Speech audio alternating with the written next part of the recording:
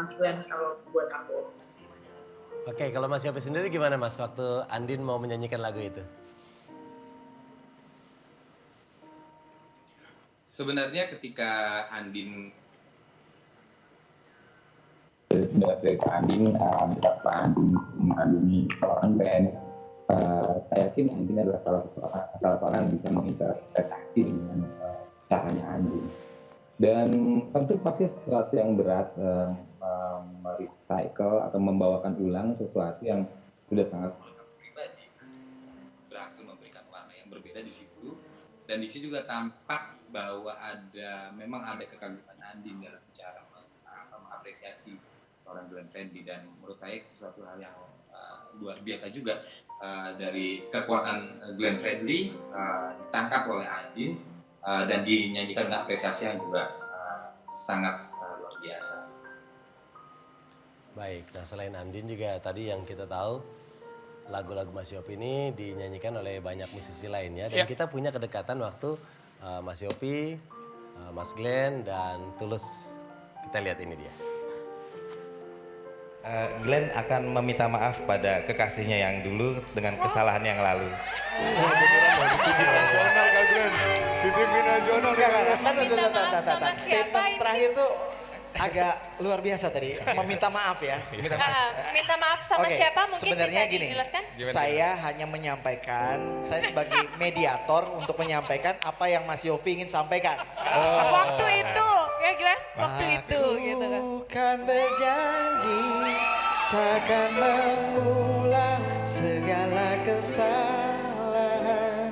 Aku kan mengabdi pada satu cinta, dan itu dirimu. Ini penting untuk dicatat karena ini statement Mas Yofi. Jujur ku hanya seorang Yofi Widianto yang terkadang tak mau lepas dari godaan. Jangan gitu teman-teman. Sedikit nih, ini harus diluskan sedikit.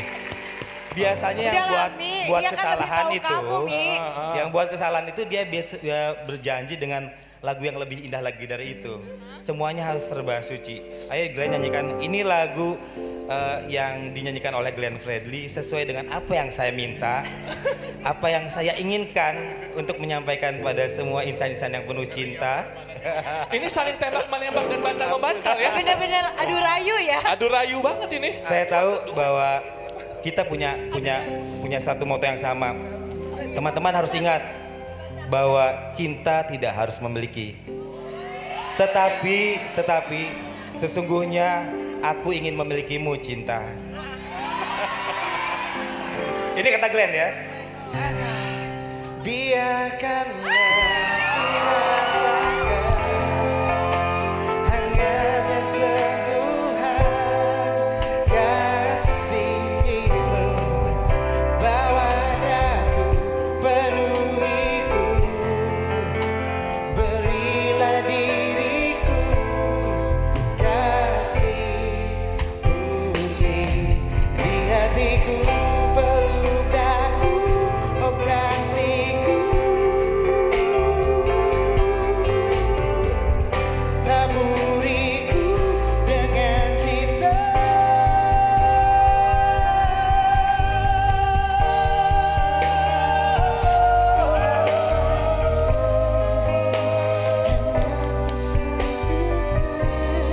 Kasihku,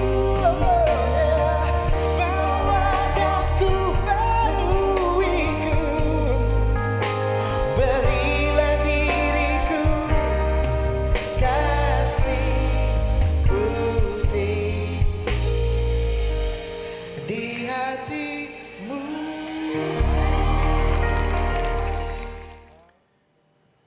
Baik, buat Mas Yopi sama Andin, apa sih yang selama kalian deket yang belum sempat tersampaikan untuk Glenn? Dari Andin silahkan.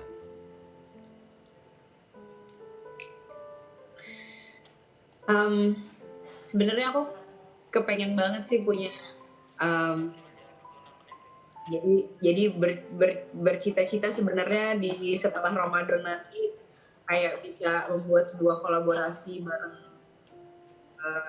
Mas Glenn, tentunya setelah aku melahirkan nanti. Terus aku karena basically aku seneng banget ketika kemarin aku sama Mbak Mutia sama-sama hamil barengan gitu. Terus kayak beberapa kali juga Mbak Mutia nanya-nanya aku gitu, kayak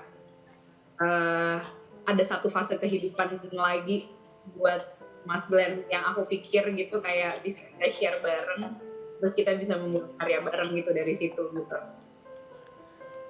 Oke, kalau Mas Yopi, thank you Andin. Kalau Mas Yopi apa Mas yang belum tersampaikan ke Glenn? Jadi banyak sekali cita-cita yang Glenn sampaikan dan kita sering berbagi pendapat juga dengan yang paling bungsu di kita, Tulus, yang selalu Glenn bilang ini adik ajaib, tapi memang secara pemikiran itu selalu dipertemukan dalam kesempatan yang kadang-kadang aku dengan Tulus dulu, baru aku dengan Glenn, atau Tulus dengan Glenn, baru ketemu aku.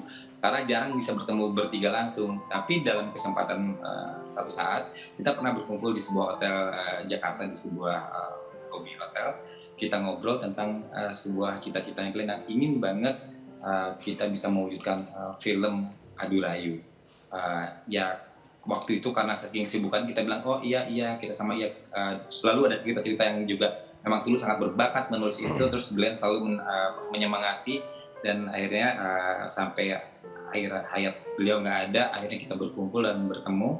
Ya semoga kita bisa mewujudkan cita-citanya cita-citanya Glenn tentang film Adu Rayu, dan ada lagu-lagu yang belum terekam.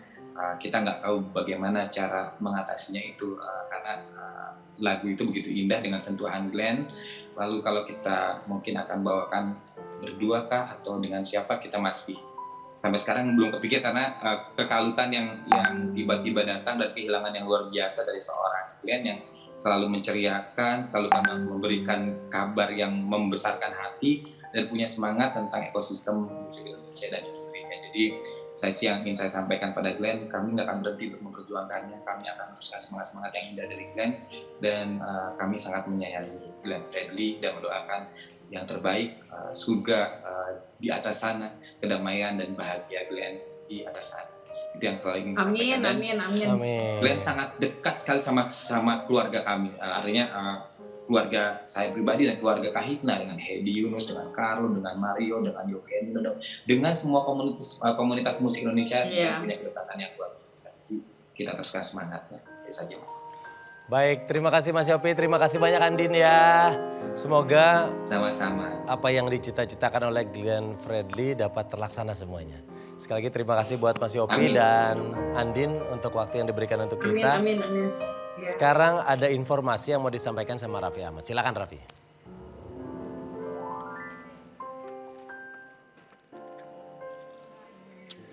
Hai Vina. Lagi apa Vin? Lagi nyantai aja sambil ngemil. Bob. Wah, Vina. Kenapa? Ini mah ngemil apaan sih? Ini mah yang KW ini. Ini lagi ngemil Astor tuh, bentuknya kayak Astor. Ini kan bukan. paling pas kalau lagi santai gini terus ngemil nggak paham deh. Ini bukan Astor, ini Asbun. Ini KW nih. Astor yang asli. Sebentar. Kamu tuh salah Vina. Nih Vin.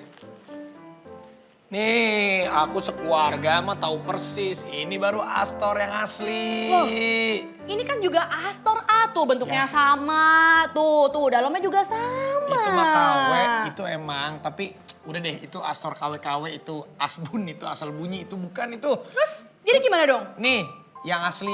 Biar semua pada lihat, ini Astor yang asli. A-S-T-O-R, Astor. Tuh, ini yang asli. Ih, tapi bentuknya sama kayak gini tuh. Dalamnya juga sama. Terus ini juga ada nih putih-putih, hitam-hitam, mutar-mutar tuh sama. Betul, Vin. Bentuk mah boleh sama, tapi rasanya beda. Tuh, Tuh yang itu tuh, yang KW-KW tuh.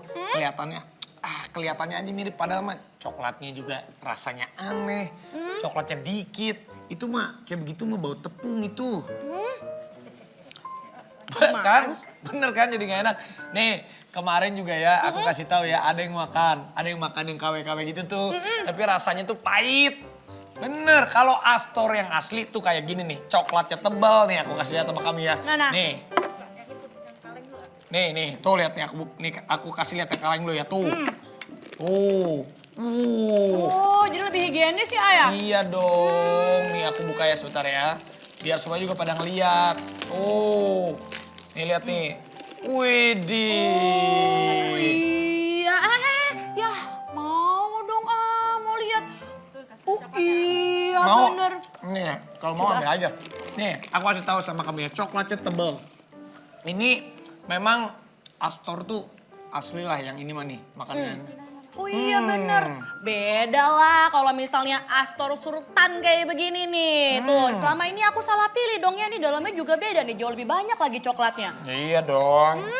Ini aku kasih tahu lagi nih, kamu tuh jangan salah pilih. Kalau yang KW udah pasti 100% salah. Kamu gak malu apa makan Astor yang KW-KW begitu?